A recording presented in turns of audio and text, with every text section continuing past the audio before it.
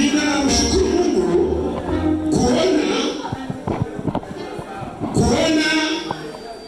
watu kutoka kwetu milimani, japokuwa niko miaka humu hivi, niko miaka 15 hapa Uvira, lakini kwetu asili yangu ni Ruga ndo asili yetu.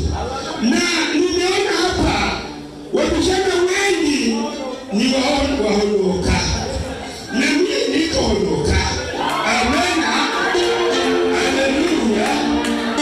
Ninashukuru Mungu sana kuona jinsi wavijana wanatoka kule juu wanashikamana na neno la Mungu kwa hii mwingine ya shida, kwa hii mwingine ya msengo, kwa hii mwingine ya miasi.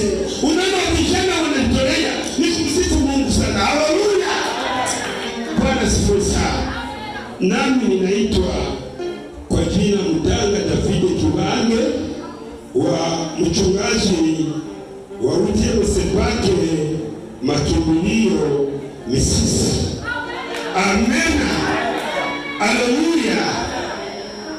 Kweli mchungaji, tuko na miaka mingi, tulipokutana na barabara ananiambia wewe uko nyumbani, kama uko nyumbani uko nyumbani, watoto yangu wote kwako niko mbele, lakini wewe hata siku moja.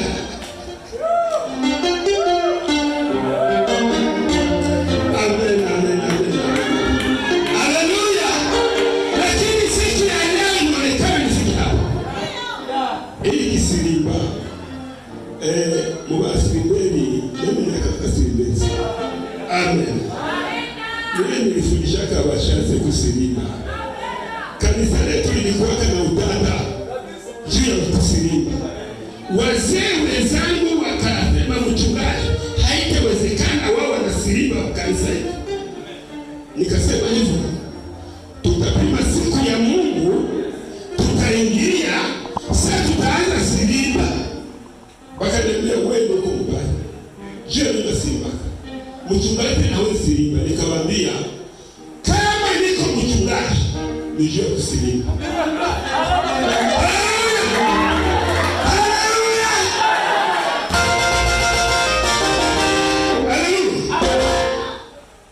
Kisha nikamwambia baduku, tusimame ndani ya kanisa, sasa tutaanza hiyo.